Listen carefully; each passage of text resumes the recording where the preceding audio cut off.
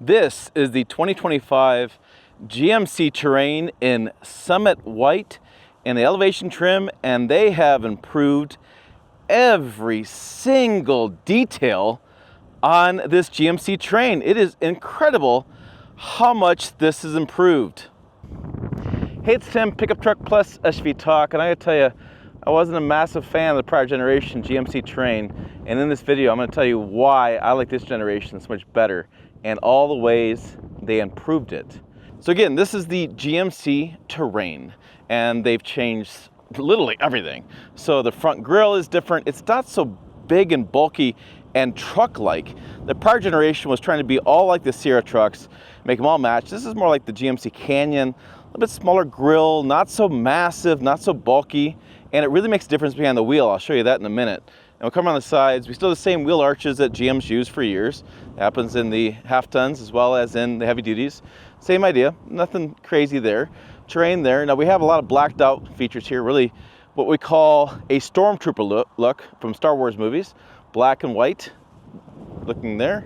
We have this nice continuation of the glass here, but a lot of brands are making this black here, so it's like one complete sheet of glass. And I don't like that so much. I like the definition there. So it's got a really good definition on the side panels, and it's got some body lines and some styling, and it looks like it stands out a little bit more in the marketplace, not so blah. And then come around the back, we have elevation standout there. Terrain, we have kind of a two-tone fascia back there. We have a little bit of a gloss black here and more of a flat black here with our parking sensors, and then GMC there, and then they're wrapped with our tail lamps there. Open the rear hatch here. As we come back here, we have my golf clubs back here. I'm showing you a demonstration how they fit. And we have the little cutouts here in the rear to allow them to fit in there. So this is nice there. You can see it over here. Good spot for milk and things, or for bags, or like again, my golf clubs fit in there. We have, you can adopt actually an option with the cargo cover net there.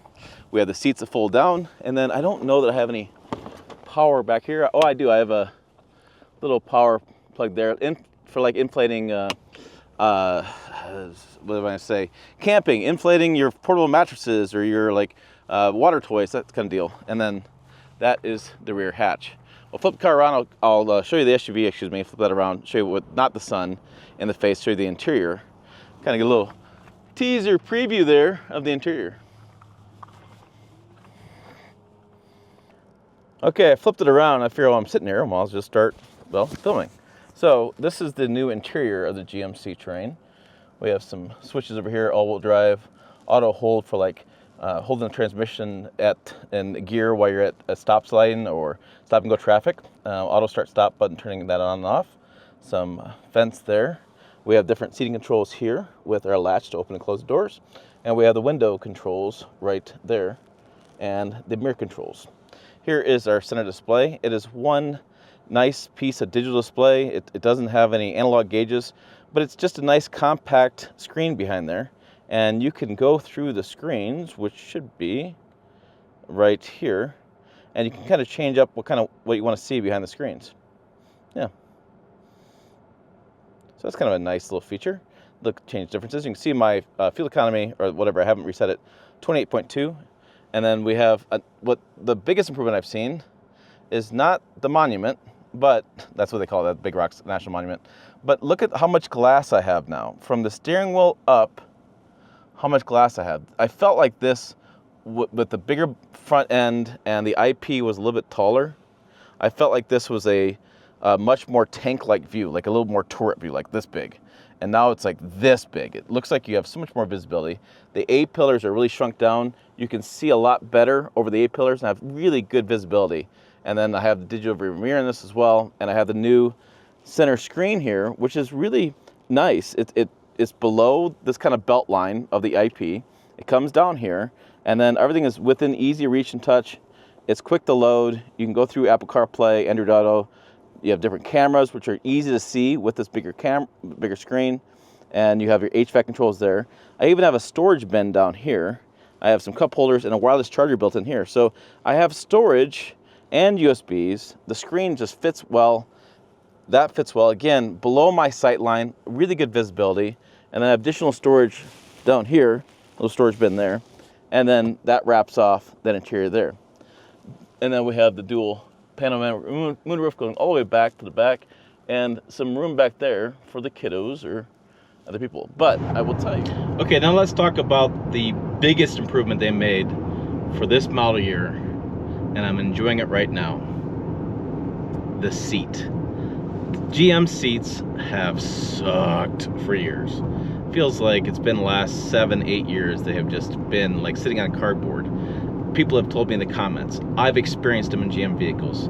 I had a 23 Silverado for a year. It was terrible on road trips. My back hurt, my butt hurt.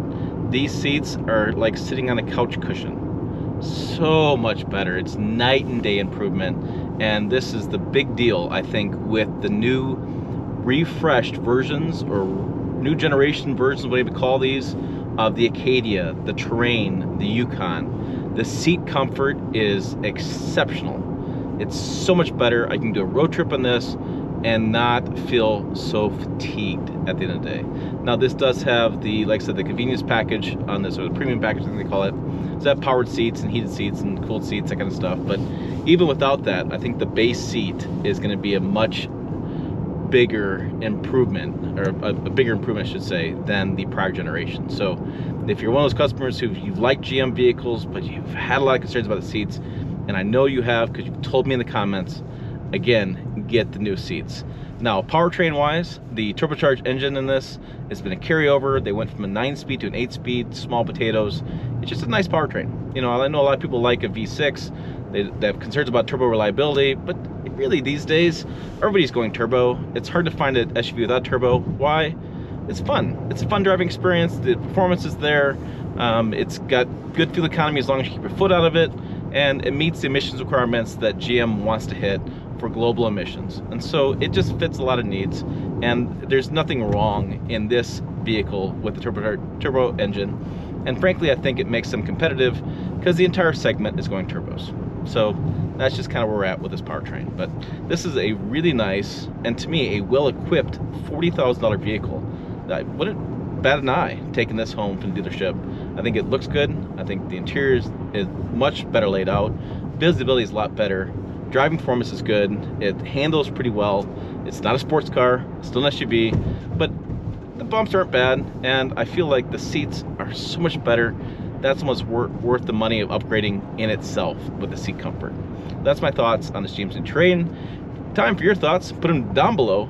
Check out videos on this channel up over here. Website down below as well, pickuptrucktalk.com. As always, thanks for watching. I will see you down the road.